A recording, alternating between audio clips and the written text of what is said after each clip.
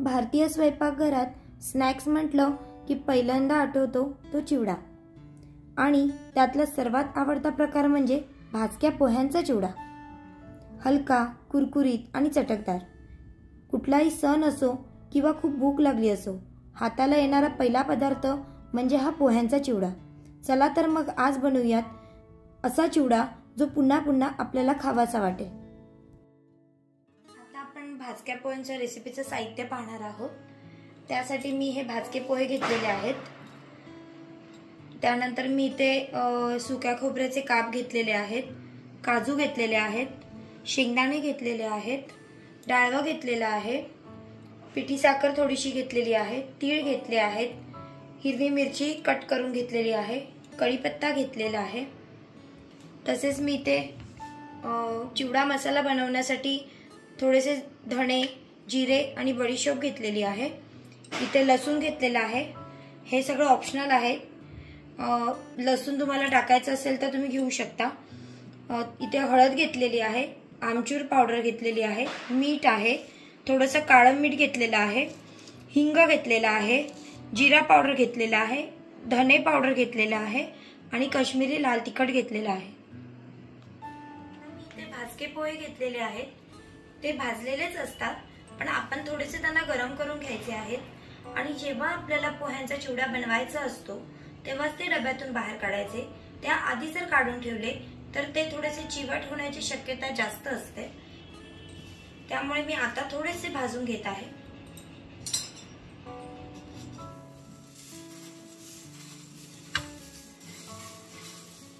अगदी हलक्या हाताने थोडेसे गरम करून घ्यायचे आहेत आपल्याला।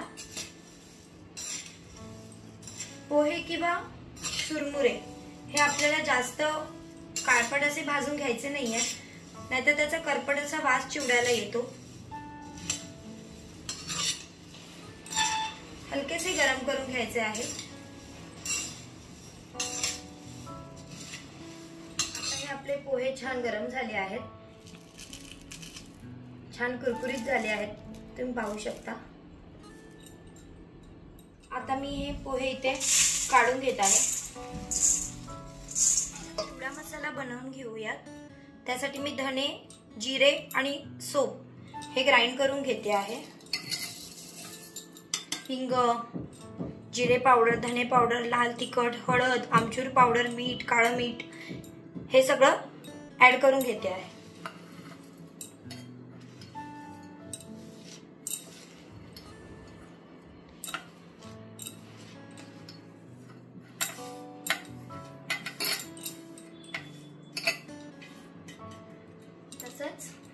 यामध्ये थोडीशी पिठी साखर किंवा साखर देखील तुम्ही ऍड करू शकता।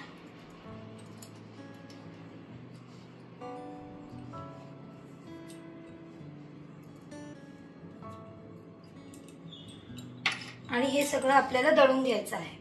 आता आपण चिवडा मसाला छान दळून घेतला आहे,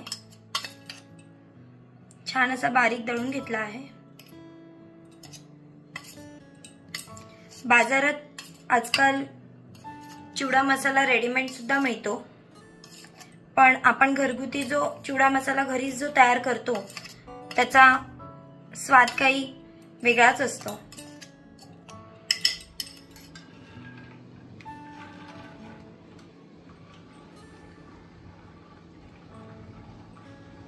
आता आपल्याला हे शेंगदाणे छान तळून घ्यायचे आहेत।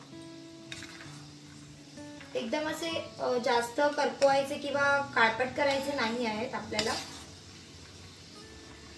थोडेसे छान असे तळून घ्यायचे आहेत।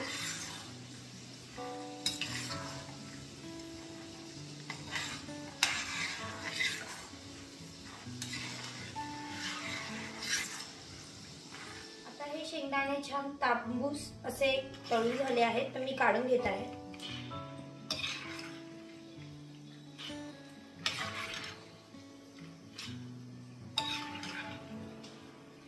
शेंगदाणे एका प्लेटमध्ये काढून घेते आहे। आता मी सुकं खोबऱ्याचे काप आहेत ते देखील तळून घेते आहे।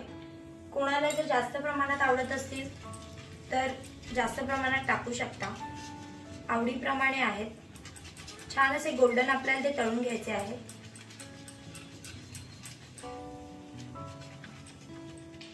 छानपैकी एकसारखे खोबऱ्याचे काप तळून झाले आहेत, ते देखील मी आता इथे काढून घेत आहे.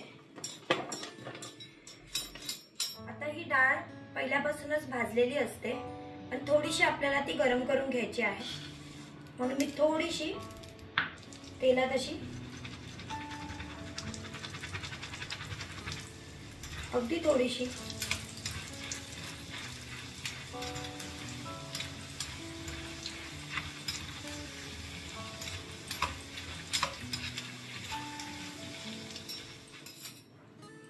आता हे डाळवं सुद्धा आपण थोडंसं तेलामध्ये तळून घेतलं आहे.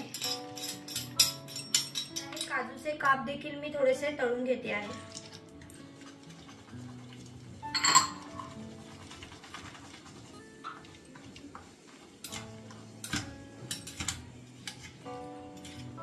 तुम्हाला बेदाणे हवे असतील तर तुम्ही बेदाणेही तळून चिवड्यामध्ये घालू शकता.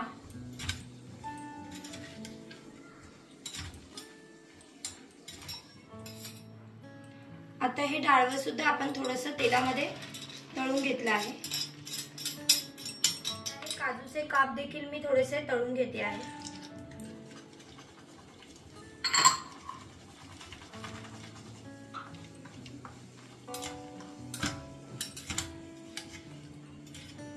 तुम्हाला बेदाणे हवे असतील तर तुम्ही बेदाणेही तळून चिवड्यामध्ये घालू शकता.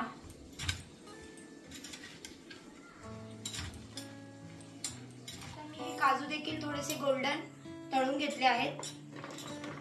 मी थोडीशी मिरची देखील इथे थोडी तळून घेते आहे.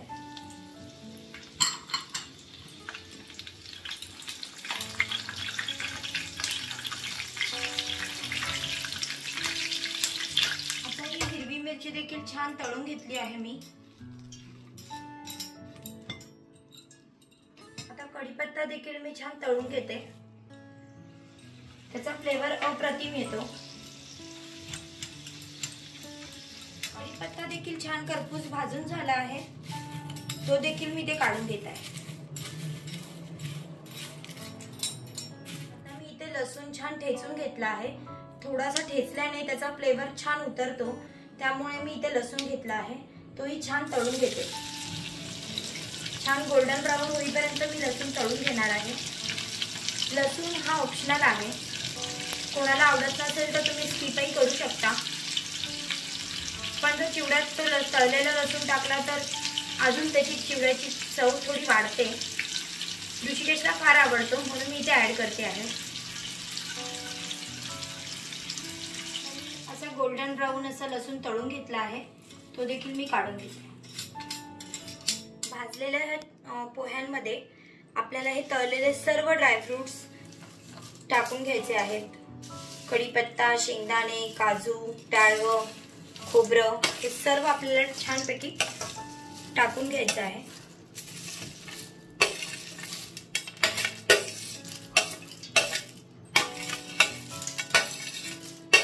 आता मी इथे या पॅन मध्येच 3 पळी तेल घेतलेलं आहे.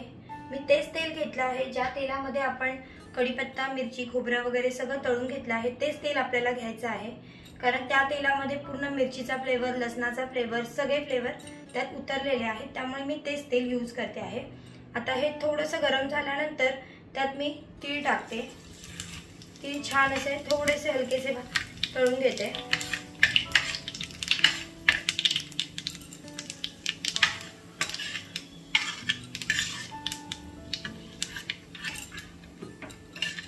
आता तिळाला छान असा गोल्डन रंग आलेला आहे.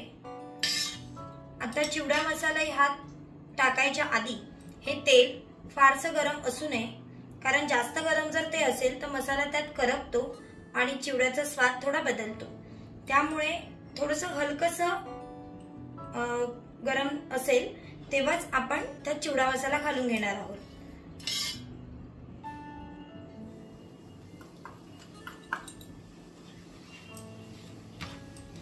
आणि छान तो थोडासा भाजून घ्यायचा आहे.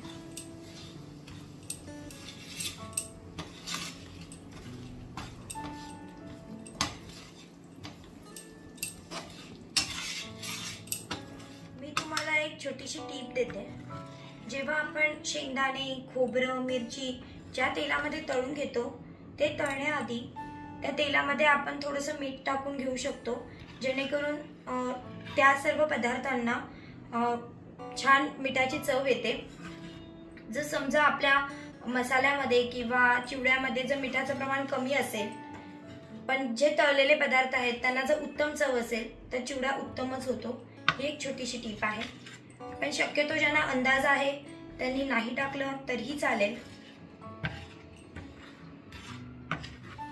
आता हा मसाला छानपैकी तयार झाला आहे, तो मी या पोह्यांमध्ये मिक्स करून घेते।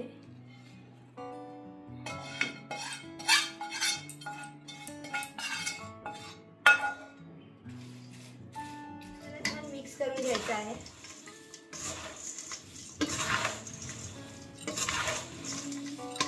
आता पहा, हा मसाला देखील छान मिक्स झाला आहे।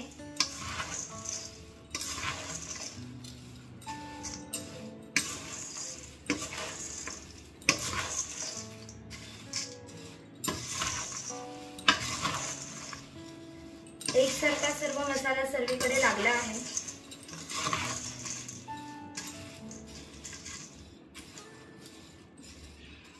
आता हा चिवडा छानपैकी मिक्स झालेला असल्यामुळे मी थोडासा त्याच पॅन मध्ये गरम करून घेते।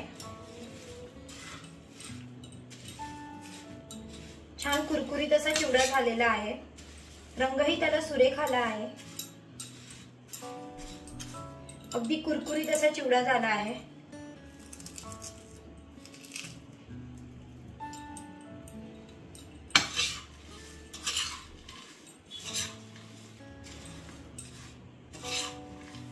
लसूण मी सालीसकटच ठेचला होता, कारण त्याचा फ्लेवर खूप सुरेख येतो।